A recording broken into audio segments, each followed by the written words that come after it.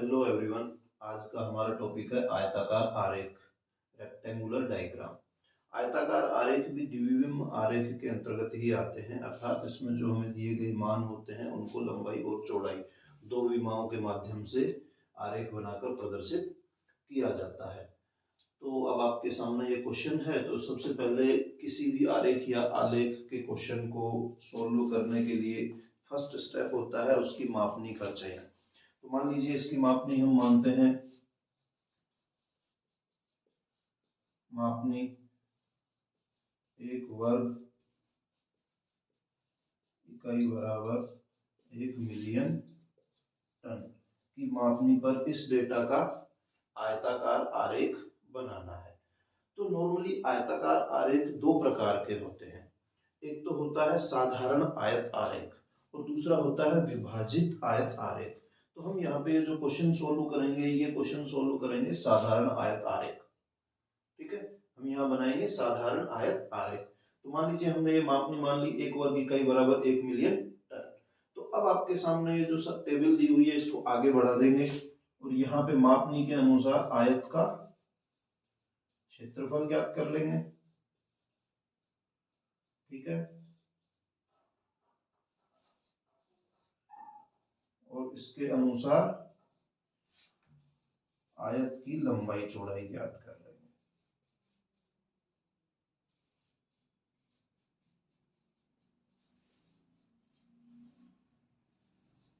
ये दो कॉलम इसमें ऐड कर देंगे। तो जैसे हमने मापनी मानी है एक वर्ग इकाई बराबर 1 मिलियन टन, तो 1 मिलियन टन के अकॉर्डिंग इसमें आयत के क्षेत्रफल में कोई अंतर नहीं आएगा। तो चावल का क्षेत्रफल हो गया 53.5, सेकंड गेहूं का हो गया 35, ज्वार का हो गया 11.5, मक्का का हो गया 6.5, बाजरा का हो गया 5.5, जौ का हो गया 2.0। ठीक है, तो ये मापनी के अकॉर्डिंग आयत का क्षेत्रफल हो गया। अब मान लीजिए यहाँ पे हम मापनी मानते एक वर्ग इकाई बराबर 2 मिलियन टन, तो फिर क्या होता, आयत का क्षेत्रफल इन सब में 2 से इनको भाग दे देते, मतलब हमारा आयत की लंबाई और चौड़ाई ज्ञात करना, ये चीज सबसे जरूरी है। तो इसमें हम देखेंगे कि आयत की लंबाई और चौड़ाई किस तरीके से ज्ञात करते हैं। तो इसमें हम क्या करते हैं कि जो हमको दिया हुआ क्षेत्रफल है, मान लीजिए जैसे चावल है या गेहूं है, तो दिया गया जो क्षेत्रफल है उसको क्या करते हैं कि हम गुणनखंडों में बांट देते हैं और आयत की लंबाई और चौड़ाई निश्चित कर लेते हैं। फॉर एग्जाम्पल जैसे मान लीजिए आप कि आपके पास जो एक आयत दिया हुआ है उसका क्षेत्रफल है 24। ठीक है, ये हो गया आयत का क्षेत्रफल। तो अब इसकी लंबाई और चौड़ाई ज्ञात करनी है। तो सबसे पहले क्या करेंगे, हम एक आयत की जो लंबाई है उसको खुद की स्वेच्छा से सेलेक्ट कर लेंगे, खुद के मन से। मान लीजिए यहाँ पे 24 है, तो हमने इसमें जो एक फर्स्ट है लंबाई वो हमने मान ली यहाँ पे 12। ठीक है, तो अब इस 12 का भाग दे देंगे 24 में, कितना हो गया 12 दूनी 24। तो क्या हुआ, अब आयत की लंबाई और चौड़ाई क्या होगी 12 इंटू 2। ठीक है, या मान लीजिए हमने यहाँ पे आयत की लंबाई सेलेक्ट की 6। ठीक है, तो इसमें क्या करेंगे 6 का भाग दे देंगे, तो ये क्या हो जाएगा 6 चौका 24। तो आयत की लंबाई चौड़ाई क्या हो जाएगी 6 इंटू 4। तो इस तरीके से हम क्या है कि किसी भी दिए हुए मान को गुणनखंडों में बांट के आयत की लंबाई और चौड़ाई निश्चित कर लेते हैं। तो अब आ जाइए क्वेश्चन पे। ठीक है, तो क्वेश्चन पे आएंगे तो इसमें मान लीजिए हमने जो आयत है उसकी लंबाई मान ली 10। ठीक है, तो उसके अकॉर्डिंग यहाँ पे आयत की लंबाई चौड़ाई कितनी हो जाएगी 53.5 की, 53.5 की हो जाएगी 10 इंटू 5.35। ठीक है, हो जाएगी। ये हो गई चावल के लिए। अब गेहूं के लिए, गेहूं के लिए कितनी हो जाएगी 35 है, तो 7 इंटू 5, 5 7 35 हो गई। अब हमको एक चीज ध्यान रखनी है कि इसमें जैसे हम नेक्स्ट, जैसे मान लीजिए गेहूं के लिए लंबाई चौड़ाई निश्चित की है, फिर चावल के लिए कर रहे हैं, तो इन दोनों लंबाई और चौड़ाई के मान, जो चावल की लंबाई और चौड़ाई का मान है उससे कम होना चाहिए। इस तरीके से इनको सेलेक्ट किया जाता है गुणनखंड को। गुणनखंड को किस तरीके से सेलेक्ट करेंगे कि जिससे कि आने वाले मान थोड़े कम हो घटते हुए, जिससे कि एक साथ उनको प्रदर्शित किया जा सके। अब नेक्स्ट है ज्वार, ठीक है, 11.5, तो इसका कितना हो जाएगा, 5 इंटू 2.3 हो जाएगा।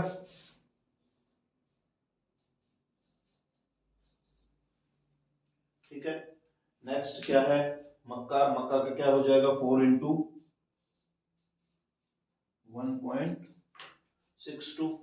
बाजरा है, बाजरा का क्या होगा, 3.8 इंटू 1.44। ठीक है, फिर नेक्स्ट है जो, तो जो का क्या होगा, 2 इंटू 1। तो ये हमारे पास क्या है, आयत की लंबाई और चौड़ाई आ गई। ठीक है, इसमें अब इसके अकॉर्डिंग हमको क्या करना है, आरेख बनाना है। तो सबसे पहले मान लीजिए ये है आपकी व्हाइट शीट। ठीक है, आपकी ये हो गई व्हाइट शीट। अब इसमें क्या करेंगे, सबसे अधिक मान ये है, इसकी लंबाई कितनी है 10, तो 10 सेंटीमीटर की रेखा खींचेंगे। ठीक है, और इसके ऊपर ये समकोण पे 5.35 की बना देंगे। ठीक है, रेखाएं खींच देंगे समकोण पे। ये कितनी हो गई, 5.35। तो ये किसके उत्पादन को प्रदर्शित कर रहा है, चावल के उत्पादन को प्रदर्शित कर रहा है। नेक्स्ट क्या है, गेहूं, गेहूं की लंबाई और चौड़ाई क्या है, 7.5।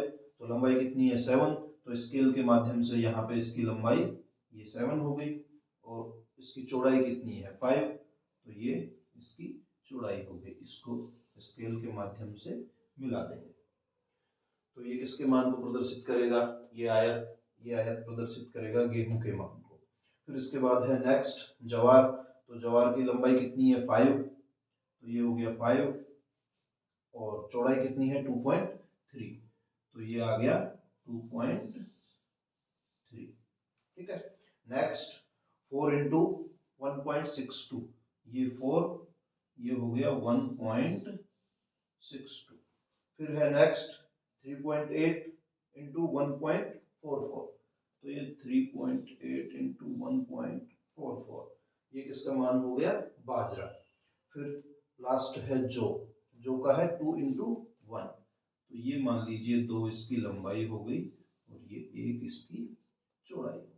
अब इनको क्या है कि अलग अलग सिंबल के माध्यम से दर्शा देंगे। जैसे मान लीजिए ये चावल है, तो इसमें ये ड्रॉ कर देंगे कि भाई ये हमारा चावल का आयत है।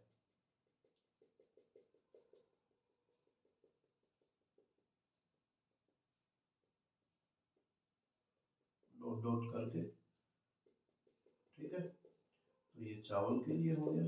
अब इसके सामने लिख देंगे यहाँ पे चावल, इस तरीके से इसको डॉट डॉट डॉट डॉट करके पूरे को फिल कर देंगे। फिर है गेहूं, तो अब इसमें ये गेहूं के लिए,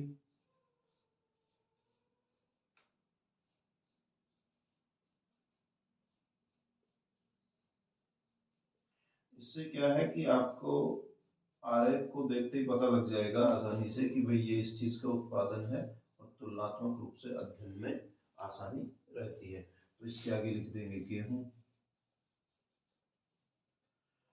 नेक्स्ट है ज्वार, ये मान लीजिए ज्वार का हो गया, इस तरीके से ज्वार को प्रदर्शित कर देंगे।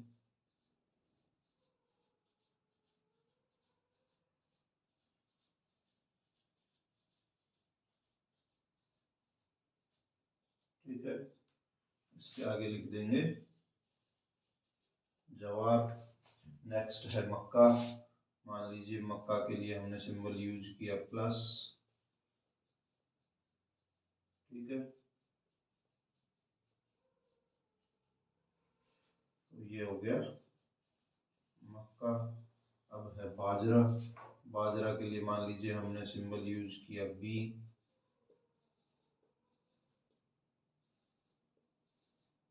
ठीक है, यहाँ पे लिख देंगे बाजरा।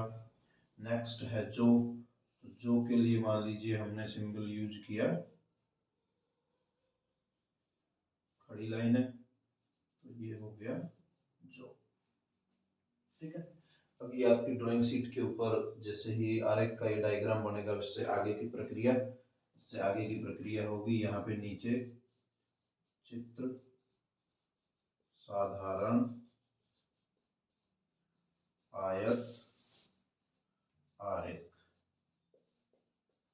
ठीक है, यहाँ पे मापनी। ठीक है, 1 मिलियन टन। और सबसे ऊपर हेडिंग, भारत में